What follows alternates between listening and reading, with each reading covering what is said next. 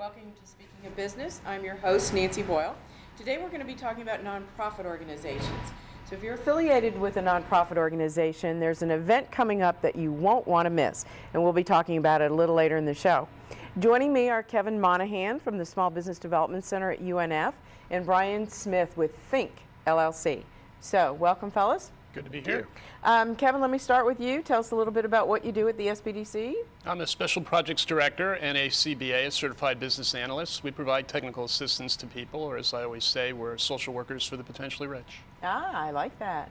Brian, tell us about Think. Think is a consulting firm. We work with entrepreneurs, nonprofit organizations, governmental agencies, planning and capital acquisition for the most part. Okay.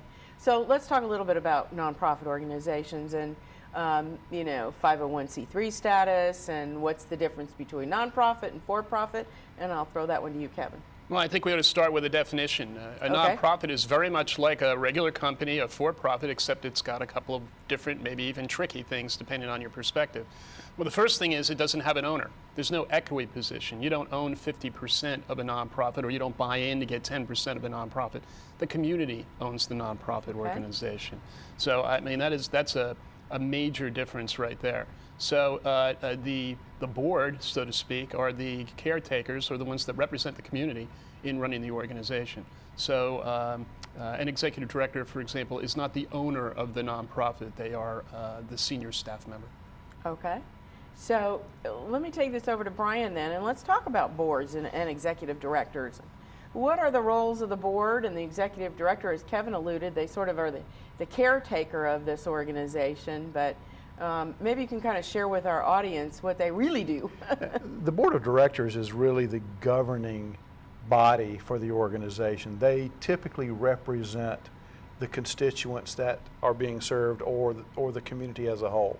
Their role is to provide the policies by which the organization operates. The executive director, much like the executive of any organization or any governmental agency, executes the policies that the board develops. His or her job is to make sure that the organization is properly managed. So there's a distinction between the management of the organization and the governance of the organization. Board's role is government, the director's role is management. Okay. And what does 501c3 mean? 501c3 is the tax code, the IRS tax code, which lays out the premise for a not-for-profit corporation. And that's the way that they're designated under federal guidelines. You won't see non-profit in the nomenclature. It is a not-for-profit or tax-exempt organization. The difference between that and another type of organization is it's not organized for profit purposes, and funds which are contributed to the organization may be tax deductible to the donor.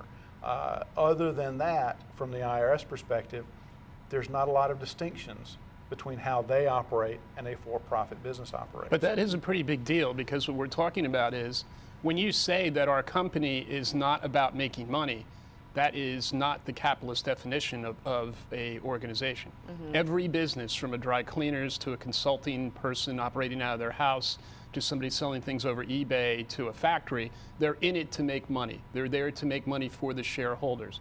So a nonprofit, no shareholders. We have no owners.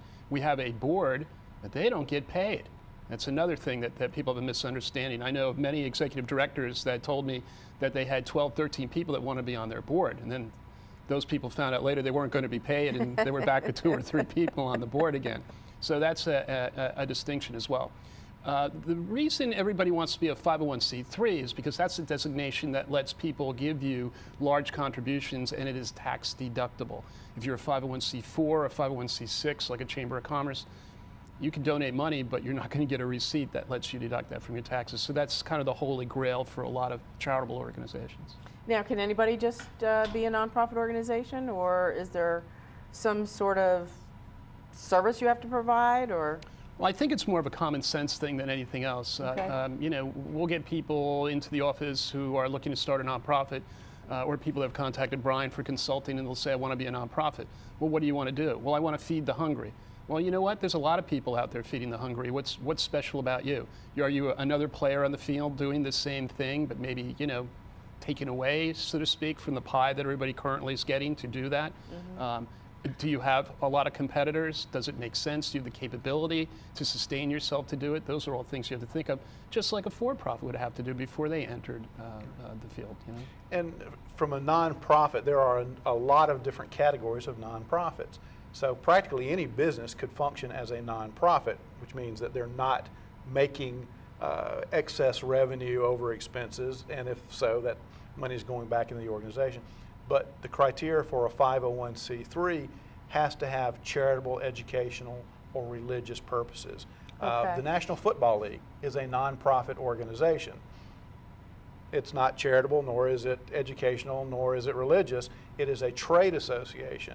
Chambers of commerce, trade associations, even some quasi-governmental agencies are nonprofit, but not 501c3. That's where that charitable deduction comes in for those organizations that have a social purpose as their core mission. Some people might think the NFL is a religious organization. Yes. Yes. On Hail Mary Saturdays. pass might Yeah. be considered a little religious. Nonprofits also have their own language, and I think that's an interesting distinction to bring out here. Okay. Just because we call them nonprofits or non-government organizations or whatever you want to call it, they have many different names. The reality is nonprofits should make a profit. In fact, they have to, or they can't be sustainable. There was a time many years ago, where boards would spend the nonprofit down to zero, and it's just not a sustainable practice. Now nonprofits should and build reserves up, but again, they don't go for the excessive profits that a typical for-profit would go to, and that goes back to what Brian was saying. Okay. Well, now we're talking about 501c3 and being able to raise money through donations. Considering the economic environment that we're in now, my guess would be that perhaps donations aren't as forthcoming perhaps as they have been when the economy is flush. So what are some of the other ways that nonprofits can find the funds to be able to provide their service? Well, I'll start with a couple, and then I'm sure Brian has a few as well. But you're right, it's been a very difficult donor environment. If you look at foundations that have had their money invested in different financial mechanisms, those have taken the same roller coaster ride that the rest of us have taken if you're in the stock market or anything else. So you had a situation 6 months ago where these funds were coming back again, and money was back, and maybe some giving was starting to increase. And then, most recently we had another dip, and so it's been fluctuating just like anything else. But I think that's a situation where exceedingly well-run nonprofits continue to garner money, and those that are wobbly and don't represent the mission terribly well are going to have a much harder time. It's like when you and I talk about when we work with for-profits, when the going gets tough, the really great companies, the ones that are managed really well, really shine, and the ones that aren't suddenly fall off. They can't make money in spite of themselves. They can't raise money in spite of themselves. And what a lot of nonprofits are doing, they're going to an earned income kind of a scenario where they're doing something else. Clara White Mission, having a custodial business like they are, and Challenge Enterprises do the same thing. Some nonprofits run restaurants, they have bookstores, things like that, usually in line with the mission that they have because some of the participants are receiving training in something that'll benefit them in the long run. But that's an example. So what you're saying is this nonprofit has created a profit center, separate entity, I'm guessing, because you don't want to lose your 501c3 status, right? Separate entity whose profits are then being donated to the nonprofit organization. Right. Am I So understanding let's that have some right? fun with that. Okay. A for-profit cannot own a nonprofit. Okay. A nonprofit can own a for-profit. Ah, okay. So depending on what you're doing after taxes, whatever is left can be put back into the nonprofit mission. And depending on the type of business or profit center that you've created, it may not be necessary to create a for-profit to do that. Right. If a relatively insignificant percentage of your total budget is coming from this, but it's still related to the purpose of the organization. Mm-hmm. For example, a custodial program where you're hiring the disadvantaged, Okay. that would meet your not-for-profit mission, purpose. So there's not an issue there. Okay. If you are starting a restaurant, or you're going to do a used car service that's somewhat off the Yeah. kilter from your core mission, then you have to look at the legalities and how you do that. And then you pay taxes on income from that. It's called unrelated business income tax. So there are a number of options for organizations in fundraising. But the reality is 2008, the entire world changed. Sure. Our entire economic system took a body blow. Anyone who's doing fundraising today the same way they were doing it 3 years ago is failing as an organization. Everything changed. And we need to change the vocabulary. Instead of talking about contributions and donations, start talking about investment. Because Okay. the community, the philanthropist, is investing in your organization with an expected return on that investment.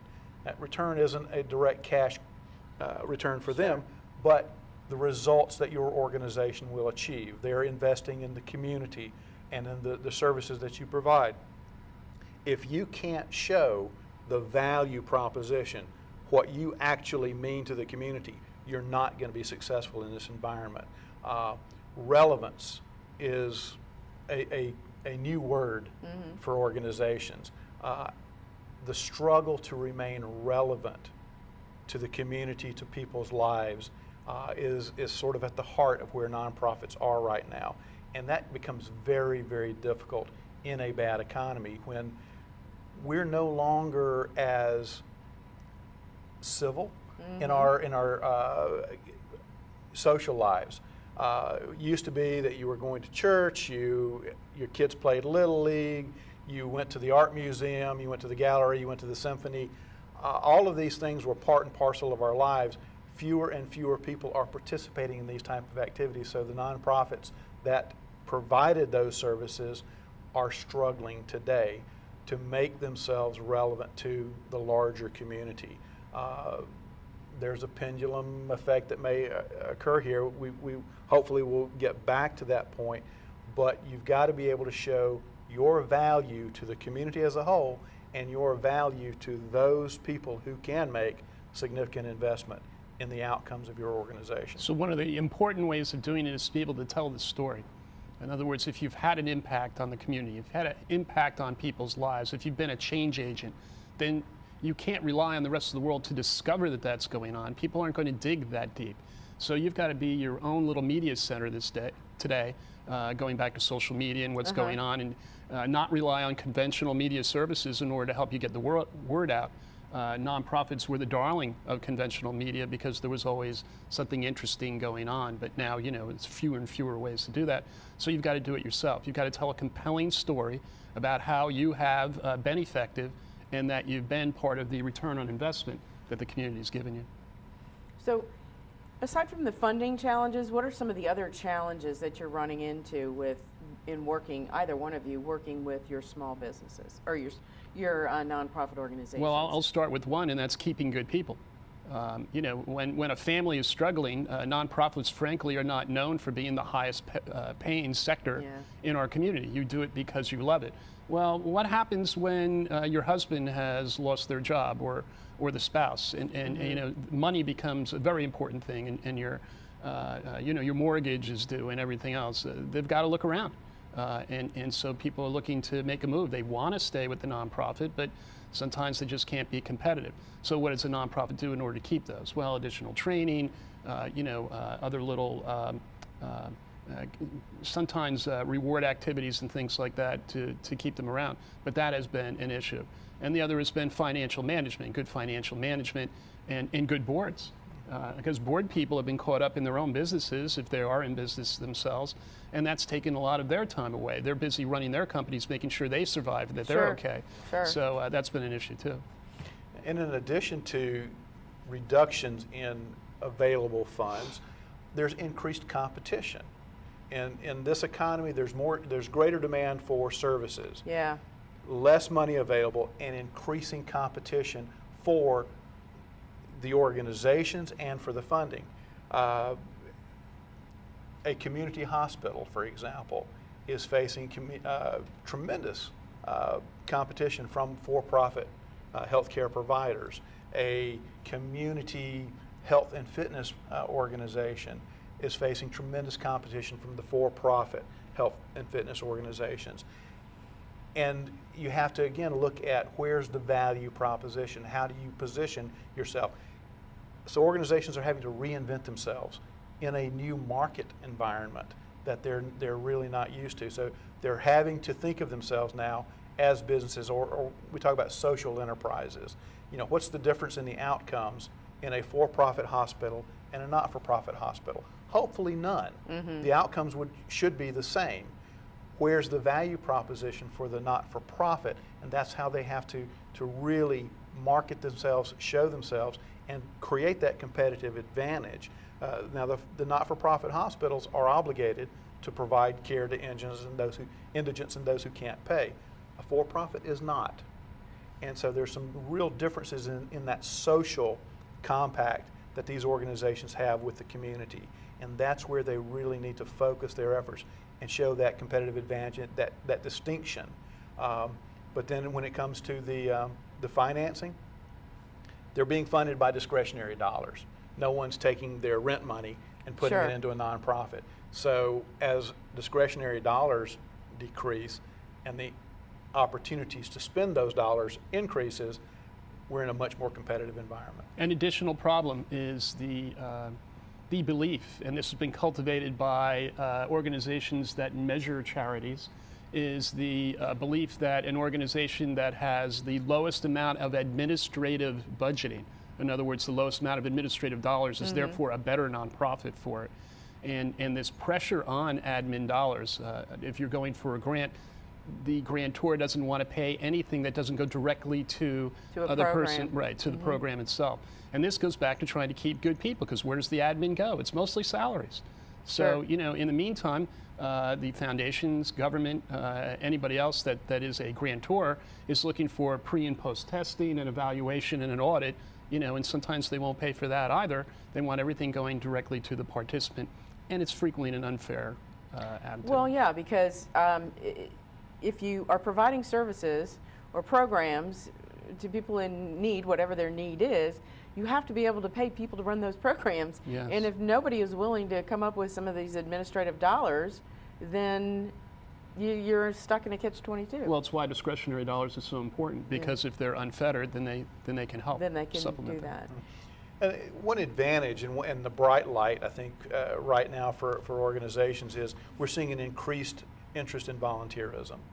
More people are willing to volunteer their time and serve with not-for-profit organizations. The challenge there is how to effectively utilize that volunteer service. As you see your revenues declining, how can you take volunteer service and make that a more important part of your overall program? And again, that's where you get a competitive advantage. Sure. No one's going to volunteer to go to General Motors and help pave the parking lot if it needs it. People will volunteer to work on behalf of a not-for-profit in capital needs and providing both service and in-kind contributions. And that's where they need to really start looking at how can we enhance programs when we're having to decrease our revenue and decrease our expenses, and tap into some of this community willingness to volunteer and to make in-kind contributions. Kevin, I want to go back to you because you're at the Small Business Development Center, small business development, and yet you're working with nonprofits. So let's talk a little bit about what the SBDC is doing. We've got a conference coming up, so let's kind of share that information with our audience. Well, we don't see the distinction. At the UNS Small Business Development Center, it's all business. I mean, the nonprofit sector contributes a great deal to our economy. Sure. They hire people. They have an economic development impact and a ripple effect in the community. So they're just as important.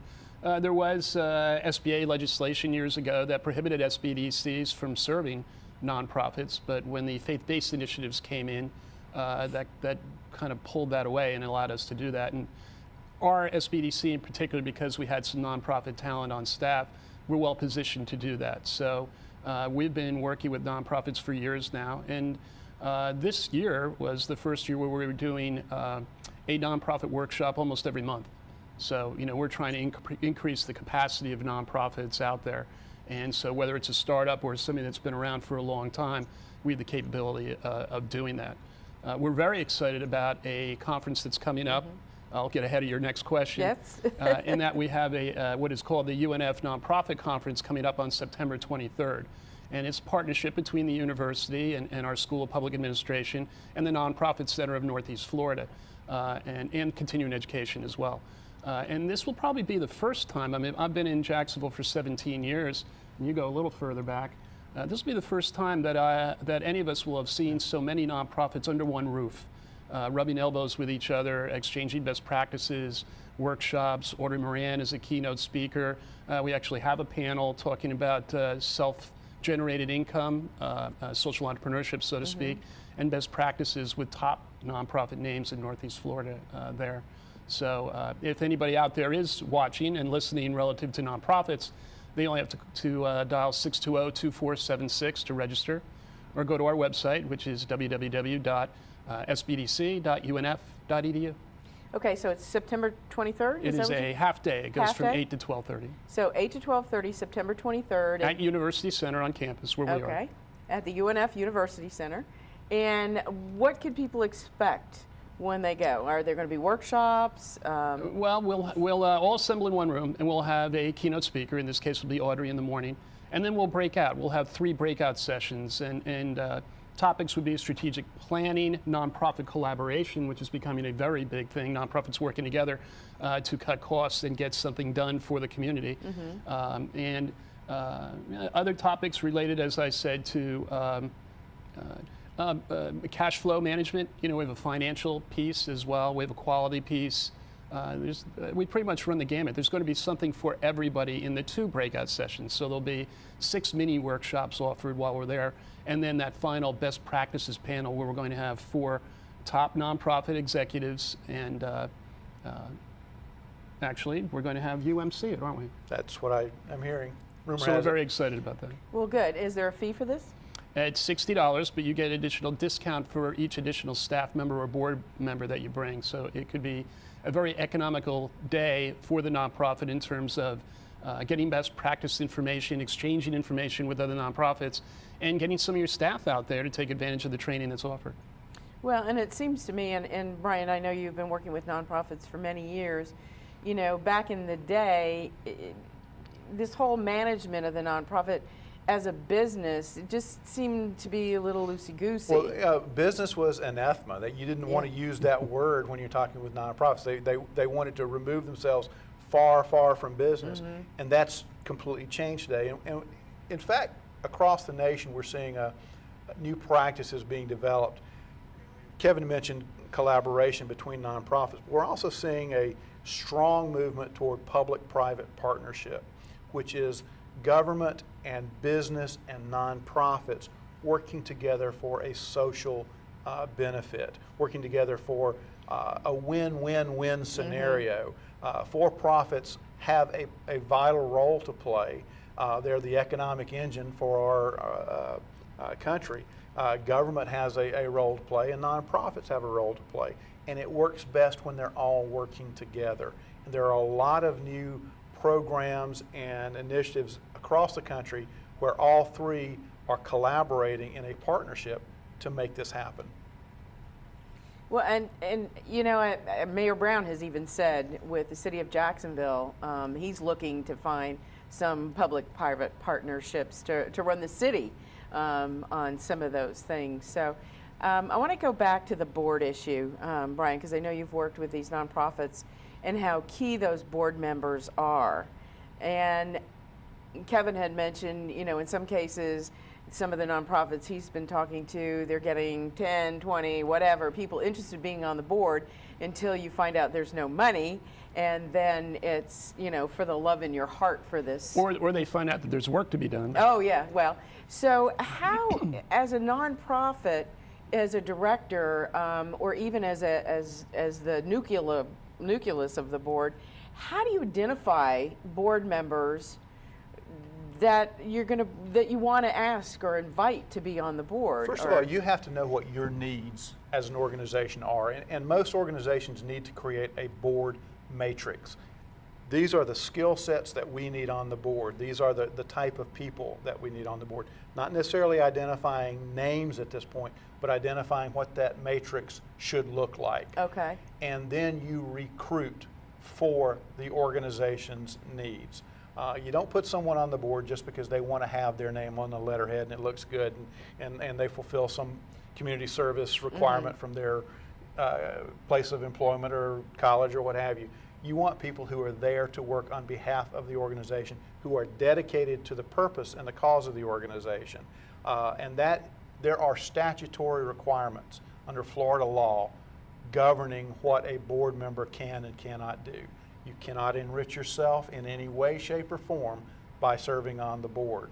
You have to dedicate your time and your effort and hopefully your money to the organization. So you recruit, and typically you're going to recruit people who are like-minded, who have a passion for the mission of the organization, who bring something to the table. It may be affluence, it may be influence, hopefully both, but those are the type of people that you want to serve.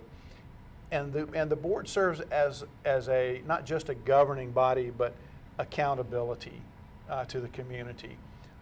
The organizations can receive large amounts of investment from contributors, from their investors. The board's role is to make sure that that community trust is accounted for, that the funds are being used, wisely being used for the purposes that they've been invested for. So the board has a very, very strong role in fiscal policy, fiscal controls, as well as in the overall policies of the organization. Okay. Kevin, before we run out of time, let's once again go back to the conference and share with our audience, again, the date, the time, the place. Okay, UNF Nonprofit Conference will be held at University Center. That's where the offices of the Small Business Development Center are located. It will be a half day or all morning into 12:30 in the afternoon conference. It's $60 to go. Each additional participant from your organization is only $35. It is a full gamut, a full spectrum of mini workshops and panels. And a great speaker. And to register, 620-2476. Let's leave it at that. Okay, and I forgot to ask you, do you have sponsors for this event? We are rolling this one on our own so far. We have a couple people who are going to have booths, as are the people who are involved in it. But this is a demonstration project, just like many nonprofits do. We want to demonstrate that this is feasible to do, and next year we'll really blow it out. Okay, I want to thank you both for being here. Thank you. Thank you in the audience for joining us today. Remember, September 23rd, you can call 620-2476 to register. So thanks for joining us today, and come back next time when we'll be speaking of business. Bye now.